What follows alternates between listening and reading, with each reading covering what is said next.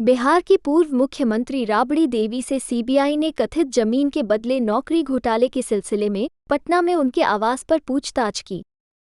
CBI सूत्रों ने कहा कि राबड़ी देवी का बयान दर्ज किया गया और ये छापा या तलाशी नहीं है।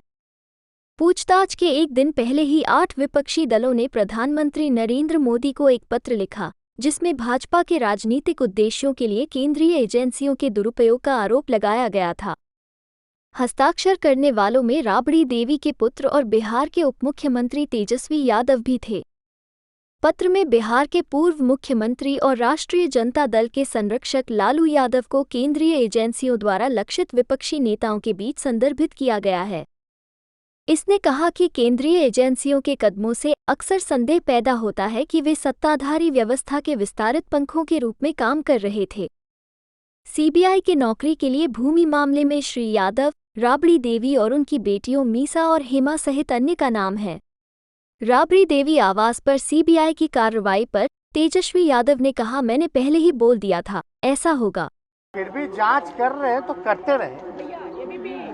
वो आने का सिलसिला जब आपको हम बता दें, जिस दिन ट्रस्ट वोट चल रहा था, जिस दिन हमारी महागठबंधन की सरकार बनी, उस दिन भी हमने बोला कि ये सिलसिला जो है चलता रहेगा। तो इसमें कोई फर्क करने वाली बात नहीं। अब 15 तारीख को कोर्ट में है तो वो तो नॉर्मल प्रोसीजर है बेल लेने का, तो वो चीज को हम लोग किया जाए।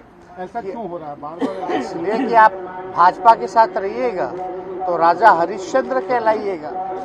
पूर्व में जितने आपने महाराष्ट्र में देखा था, पवार जी जो है, जो उनके भतीजे शरद पवार जी के भतीजे, वो भाजपा में गए तो केस सारा वापस ले लिया था ईडी ने। उनके बाद रेल मंत्री थे मनोज, तो आपने तो देखा ही, मतलब किया गया उसका भी कुछ या टीएमसी में जो पूर्व में जो नेता थे मुकुल, वो गए तो उसके बाद से केसी जो है बंद हो गया, उनको बुलाना ही छोड़ दिया। तो भाजपा में अगर आप लड़िएगा, भाजपा को आईना दिखाओगे, भाजपा से सवाल करोगे, तो इस तरह का काम तो होता ही रहता, कोई नई बात तो है नहीं।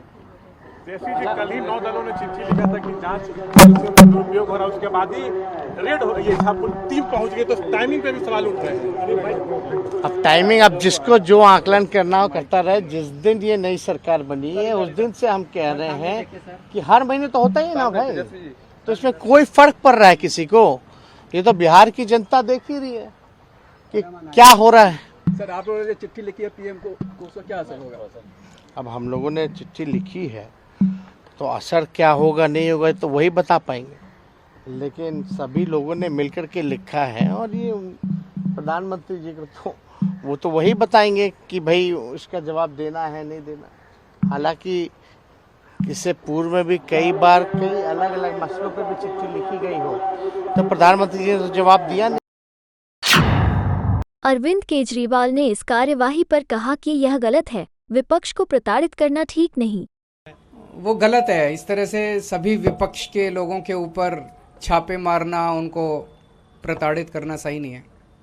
सर, कल ही आप लोगों ने चिट्ठी लिखी थी, कम से कम 8 से 9 विपक्ष के नेताओं ने, उसके बाद आज छापा, क्या उससे जोड़कर दिख रहे हैं इस मामले को? उससे जोड़ के भी हो सकता है, क्योंकि जिस तरह से मैंने कल इसके ऊपर बोला भी था कि जिस तरह से ये ट्रेंड बनता जा रहा है कि विपक्ष के जितने भी राज्य हैं उन राज्यों में काम नहीं करने दिया जाएगा, तो या तो उन राज्यों के अंदर ईडी सीबीआई छोड़ के उन विपक्षी दलों के राज्यों के अंदर उनको तंग किया जाता है, या गवर्नर के ज़रिए उन लोगों को तंग किया जाता है।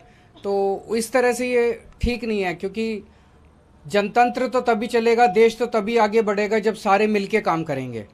तो चाहे पक्ष हो चाहे विपक्ष हो, जिसको भी वोट मिला उसकी सरकार बनी, उसकी सरकार को काम करने दिया जाना चाहिए।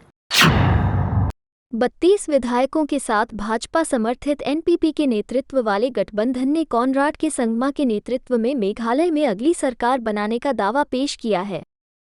एनपीपी ने हाल ही में संपन्न चुनावों में 26 सीटों पर जीत हासिल की, जबकि उसकी सहयोगी भाजपा ने केवल 2 सीटों पर जीत हासिल की। 2 Hill State People's Democratic Party के विधायक, जिन्होंने चुनाव जीते हैं, ने भी 2 अन्य निर्दलीय विधायकों के साथ गठबंधन को अपना समर्थन देने का वादा किया है।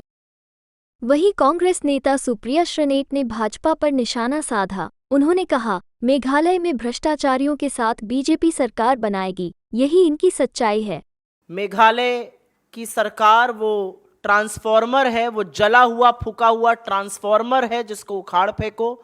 ये कॉनराड सांगमा जी की एनपीपी के बारे में वक्तव्य थे, ये कि सबसे भ्रष्ट नंबर 1 भ्रष्ट सरकार पूरे देश में है और पैसा आने के बावजूद पैसा आगे नहीं पहुंचता है, भर्तियां नहीं होती हैं, भाई भतीजावाद है, हर जगह पैसा चल रहा है, ये मोदी जी के वक्तव्य हैं। और एक स्पेशल टास्क फोर्स बनाया जाएगा रिटायर्ड सुप्रीम कोर्ट जज की अध्यक्षता में, इन सारे संगीन और गंभीर भ्रष्टाचार के मामलों की जांच करने के लिए मेघालय में। यह भाजपा अध्यक्ष जेपी नड्डा जी का वक्तव्य था। तो भ्रष्टाचार पर चुनाव की कैंपेन के दौरान बोला जाएगा, लेकिन चुनाव की गतिविधि खत्म होने के बाद भ्रष्टाचारियों से ही गलबैयां, भ्रष्टाचारियों के साथ ही मिलकर सरकार बनाई जाएगी। यह असली चाल चरित्र और चेहरा है भारतीय जनता पार्टी का। और छुटभइये नेताओं ने नहीं, इस देश के प्रधानमंत्री ने, इस देश के गृह मंत्री ने और भारतीय जनता पार्टी के अध्यक्ष ने पुरजोर तरीके से मेघालय की कॉनराड सांगमा की सरकार को, जिसका वो हिस्सा थे, सबसे भ्रष्ट सरकार बताया और यह कहा कि इनके खिलाफ जांच होनी चाहिए। और अब उन्हीं के साथ हाथ जोड़ने को तैयार खड़े हैं 2 सीट लेकर। तो अगर ये पाखंड और ढोंग नहीं है तो और क्या। और ऐसा पाखंड और ढोंग भ्रष्टाचार पे हमने लगातार कर्नाटक में देखा है, हमने लगातार मध्य प्रदेश में देखा है, हमने लगातार गोवा में देखा है, लगातार उत्तर प्रदेश में देखा है। लेकिन अब समय आ गया है कि इस पर चर्चा हो, इस पर बात उठे कि कैसे भ्रष्टाचार पे बड़ी बड़ी डींगे हाँकी जाती हैं जब चुनाव प्रचार किया जाता है, और उन्हीं भ्रष्टाचारियों के साथ एक साथ मिलकर लामबस्त खड़े होने को तैयार रहती है भारतीय जनता पार्टी। अभी कर्नाटक का जो भ्रष्टाचार का संगीन आरोप है वो कहीं गए नहीं है ठंडे बस्ते में। माडाल जी अभी भी 77 घंटे बाद फरार हैं। ये एमएलए हैं भाजपा के, अभी भी फरार चल रहे हैं। उनके लड़के ने 40 लाख घूस लेते हुए पकड़े गए थे, उनको रिजाइन करना पड़ा Karnataka soaps and detergent limited से, लेकिन वो अभी भी फरार हैं। कोर्ट भले पहुंच गए हों राहत के लिए, और उस समय हमें यह सुनाई दे रहा और दिखाई दे रहा है कि कल सरकार का गठन होगा और भारतीय जनता पार्टी उस सरकार का हिस्सा बनेगी। जो बीजेपी के मेघालय के अध्यक्ष हैं, उनका बयान मैंने बीफ पर सुना था और मुझे अच्छा लगा था कि ऐसा बयान इतनी स्वतंत्रता से कोई भारतीय जनता पार्टी में दे सकता है। 2 शब्द की चुनौती देती हूं, भारतीय जनता पार्टी का कोई नेता ऐसा बयान देश के किसी और हिस्से में जाकर बोल दे जहां पर संशय पर हत्या कर दी जाती है, तो बीजेपी के अध्यक्ष मेघालय के जितना चुप रहे उनके लिए कारगर रहेगा। बीजेपी के मेघालय के अध्यक्ष सिर्फ यह बता दें कि उनके राष्ट्रीय अध्यक्ष आके कहते हैं special task force no less than Supreme Court of India के रिटायर्ड जज के अधीन गठित होगा, और वहां पर आप उस सरकार का हिस्सा बनने जा रहे हैं।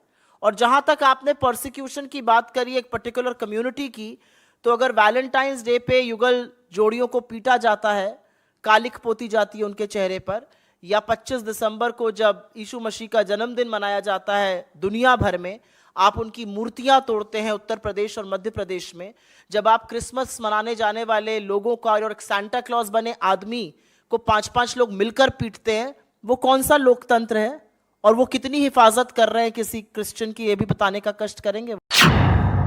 एक हमारा बयान निकाल कर दिखवा दीजिए जहां पर हमारे राष्ट्रीय अध्यक्ष ने कहा हो कि हम स्पेशल टास्क फोर्स गठित करेंगे सुप्रीम कोर्ट रिटायर्ड जज की अध्यक्षता में, क्योंकि ये नंबर 1 भ्रष्ट सरकार है। जिस सरकार का आप 5 साल हिस्सा रहे, उसके खिलाफ आप प्रोब कराने की बात कर रहे हैं, उसके खिलाफ प्रधानमंत्री से लेकर गृह मंत्री तक बोल रहे हैं, राष्ट्रीय अध्यक्ष बोल रहे हैं, और अब आप उनके साथ गलबैयां करने को तैयार और हम सवाल भी ना उठाएं, ये तो नहीं होगा। आपने हमारी महाराष्ट्र विकास अघाड़ी की बात करी, बड़ा अच्छा जिक्र लाया, क्योंकि हमने साथ मिलकर भाजपा के 33 साल के किले को ध्वस्त किया है कस्बा पेट पर। अभी भाजपा उस हार से उबर नहीं पाई है, और भाजपा ने हमारे अलायंस पार्टनर के साथ जो करना था महाराष्ट्र में वो करके लोकतंत्र को बिल्कुल क्षीण करने का काम किया है। मैं आपसे पूछती हूं, आपने एक शब्द का इस्तेमाल किया कट्टरता का, हमारे कौन से अलायंस पार्टनर ने कौन सी कट्टरता दिखाई है? मुझे लगता है सवाल पूछना अच्छी बात है, लेकिन आज की वस्तुतः स्थिति को नकार दें हम और हम इस पर कुछ ना बोलें, वो शायद लोकतंत्र का भी असम्मान होगा।